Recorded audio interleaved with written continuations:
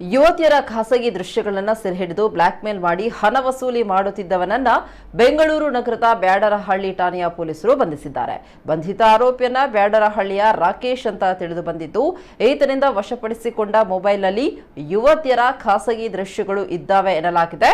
ಆರೋಪಿ ರಾಕೇಶ್ ಪ್ರೇಮದ ಹೆಸರಿನಲ್ಲಿ ಹುಡುಗಿಯರನ್ನ ಬೆಳೆಸಿಕೊಂಡು ಬಳಿಕ ಅವರನ್ನ ನಿರ್ಜನ ಪ್ರದೇಶಕ್ಕೆ ಕರ್ಕೊಂಡು ಹೋಗಿ ಅವರನ್ನ ಬೆತ್ತಲೆ ಮಾಡಿ ವಿಡಿಯೋ ಮಾಡಿಕೊಂಡು ಬ್ಲಾಕ್ ಮೇಲ್ ಮಾಡ್ತಿದ್ದ ಎನ್ನಲಾಗಿದೆ.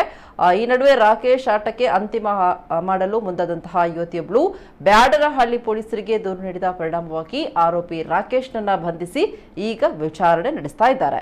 ಪ್ರೀತಿಯ ಬಲೆಗೆ ಬೆಳೆಸಿಕೊಂಡ ಬಳಿಕ ರಾಕೇಶ್ ಯುವತಿಯರನ್ನ ನಿರ್ಜನ ಪ್ರದೇಶಕ್ಕೆ ಕರೆದೊಯ್ದು ಆಕೆ ಗಮನಕ್ಕೆ ಬಾರದಂತೆ ತನ್ನ ಮೊಬೈಲ್ನಲ್ಲಿ ಖಾಸಗಿ ದೃಶ್ಯ ಸೆರೆ ಹಿಡಿದು ಕೆಲ ದಿನಗಳ ಬಳಿಕ ಯುವತಿಯ ವಾಟ್ಸಾಪ್ಗೆ ಖಾಸಗಿ ದೃಶ್ಯ ಕಳುಹಿಸಿ ಹಣಕ್ಕೆ ಬೇಡಿಕೆ ಇಟ್ಟು ಹಣ ನೀಡದೆ ಹೋದ್ರೆ ವೈರಲ್ ಮಾಡುವುದಾಗಿ ಬೆದರಿಕೆ ಇಡ್ತಿದ್ದ ಎನ್ನಲಾಗಿದೆ.